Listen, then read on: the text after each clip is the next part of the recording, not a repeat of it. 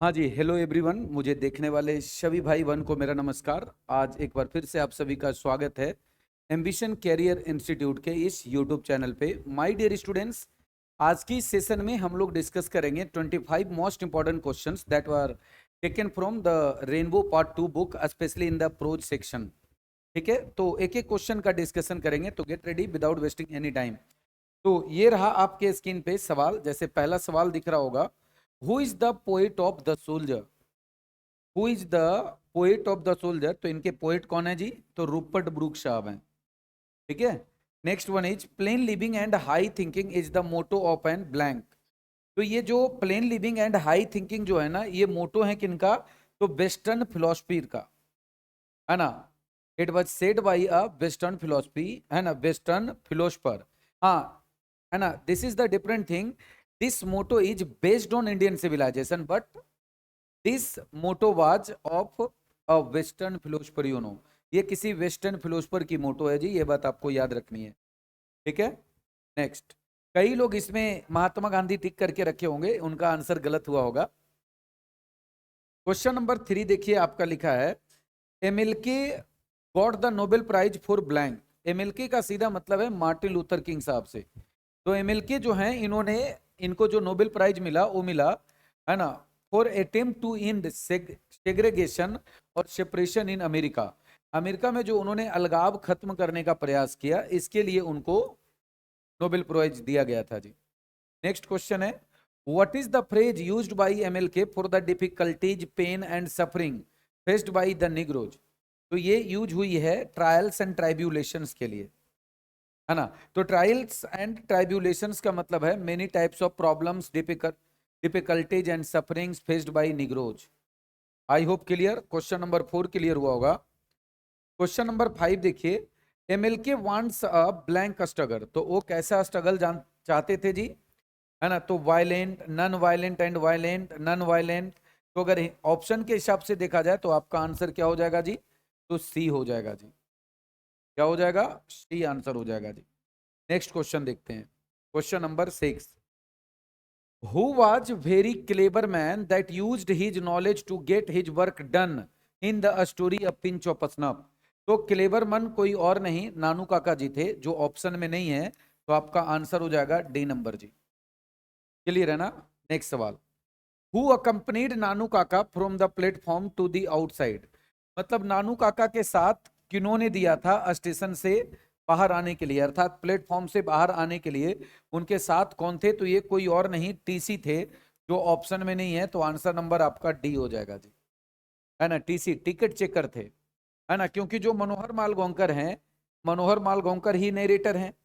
और ये दोनों तो भाई एक ही आदमी है, और ये जो है स्टेशन के बाहर वेट कर रहे थे, क्योंकि जैसे ही नानू काका दिल्ली स्टेशन पहुंचे थे, तो नानू काका ने एक बास्केट दिया था मनोहर मालगांवकर को, और कहा था कि लेकर इसे बाहर जाओ, मैं वापस मिलता हूं कुछ देर बाद।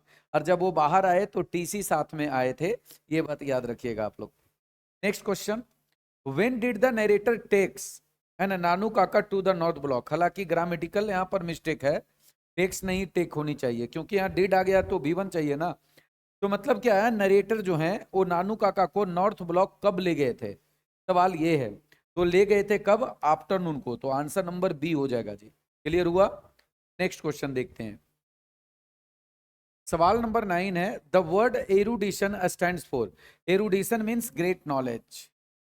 Next question, Mahatma Gandhi talks about the superiority of the blank. तो Mahatma Gandhi Indian civilization and culture की सुपीरियरिटी के बारे में बातचीत करते हैं जी। क्या क्लियर हो गया बच्चा लोग? नेक्स्ट वन प्लीज, सवाल number 11। Who assures that he इंटर्स the president office in a spirit of humility and total dedication. ये अश्योर करने वाले कोई और नहीं, डॉक्टर हुसैन साहब थे, इसीलिए आंसर नंबर आपका हो जाएगा सी जी। Next, my experiments with truth is Gandhi ji autobiography, इसीलिए आंसर होगा आपका डी नंबर। करेक्ट आंसर क्या होगा? ऑटोबायोग्राफी। हालांकि कुछ महापुरुष ऐसे होंगे जिन्होंने बायोग्राफी टिक किया होगा और उनके रास्ते लग गए होंगे जी, उसमें मैं क्या कर सकता हूं, है ना। चलिए, अच्छी बात है। नेक्स्ट सवाल, who is the writer of the earth. The writer, जो द अर्थ के राइटर हैं, है ना, लोग उनका नाम याद करता है एची बेट्स, और मैंने कुछ नहीं किया, यहाँ पर पूरा नाम लिख दिया है, हर्बर्ट अर्नेस्ट बेट्स। तो जिन्होंने बढ़िया से नहीं पढ़ा होगा वो डी नंबर टिक किए होंगे और रास्ते लग गए होंगे उनके। क्या सही बात है कि नहीं? चलिए सवाल नंबर नेक्स्ट देखिए, the values of blank are glittering even today according to Gandhi ji. Gandhi ji के अनुसार जो है ना, किसकी वैल्यू जो है ना आज भी ग्लिटर हो रही है जी, मतलब चमक रही है जी, ठीक है ना, तो इंडियन सिविलाइजेशन की। तो आंसर नंबर सी हो जाएगा। नेक्स्ट क्वेश्चन देखेंगे, blank are too maddening to resist, है ना, तो यहां पर है मॉडर्न इन्वेंशंस। जो मॉडर्न इन्वेंशंस हैं are too maddening to resist, मतलब मॉडर्न इन्वेंशंस इतने अट्रैक्टिव हैं, है ना, कि उसे रेजिस्ट नहीं किया जा सकता, उसका अपोज नहीं किया जा सकता। That's why our answer is B for ball मेरे बच्चे। Next question is that blank is a desert state of the USA, है ना, तो इसमें से यूएसए का डेजर्ट स्टेट किसे कहा जाता? तो that is Mississippi. Answer number क्या हो जाएगा जी? बी हो जाएगा जी। आंसर नंबर क्या हो जाएगा? B, B for ball. क्या क्लियर है बच्चा लोग? Next, why did Manohar Malgaonkar take, है ना, why did Manohar Malgaonkar take leave from the office? Manohar Malgaonkar office से लीव क्यों लिए थे? ठीक है, at the mother's insistence, due to his illness, due to his own profit and none of this. Option के according check करेंगे तो answer होगा आपका ए नंबर जी, ठीक है ना, माँ के कहने पर उन्होंने छुट्टी लिया था ऑफिस से। Next one, the past is blank according to doctor Zakir Hussain. तो डॉक्टर जाकिर हुसैन के अनुसार जो पास्ट है ना वो अलाइव और डायनामिक है जी। किताब में लिखा हुआ है past is not dead and static but it is alive and dynamic, अर्थात पास्ट अलाइव है जी, डायनामिक है जी। कुछ लोग नॉट डेड एंड स्टैटिक पढ़ करके डॉट एंड स्टैटिक ही टिक कर देते हैं, लेकिन वो भूल जाते हैं नॉट भी लगाए वहां पे। ये बात ध्यान में रखनी होगी, ठीक है। नेक्स्ट क्वेश्चन,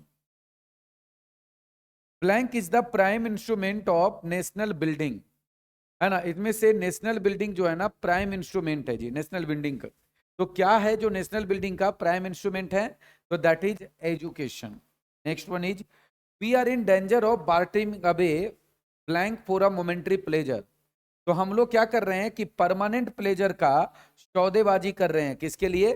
मोमेंट्री प्लेजर के लिए। यहाँ परमानेंट प्लेजर लिखा है, किताब में परमानेंट गुड लिखा हुआ है, तो ये एक्चुअली फसाव घाट है और कुछ नहीं, है ना। उसको देख करके कुछ बच्चे क्या करेंगे? डी नंबर टिक कर देंगे, तो रास्ते लग जाएगा भाई साहब का, ये याद रखिएगा। Next question is, what is the meaning of golden fleece by Mahatma Gandhi?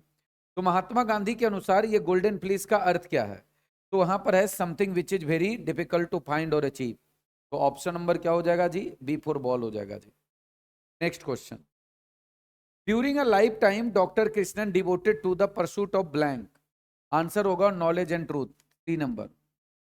Sohanlal Ratiram was the party boss in blank. Answer हो जाएगा B for ball, Delhi. Next question, in which year Martin Luther king JR become the youngest person to receive the Nobel prize? Answer क्या हो जाएगा? 1964। And last question is, sorry,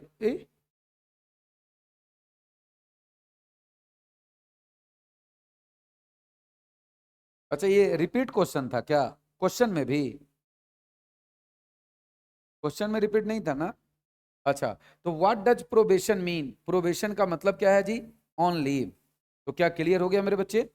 अरे sorry, probation का मतलब है on training, C number answer होगा जी, है ना। प्रोबेशन मतलब क्या होता है? Training, on training. तो क्लियर हो गया जी। अच्छा ये क्वेश्चन रिपीट हो गया है ना? चलिए, तो आई होप क्लियर हो गया होगा मेरे बच्चे। इस तरीके से हमने 25 मोस्ट इंपॉर्टेंट क्वेश्चंस को कंप्लीट किया। किसी प्रकार का डाउट रहे तो आप कमेंट में अपना क्वेश्चन जरूर रखिएगा, I will definitely clarify that. Thank you.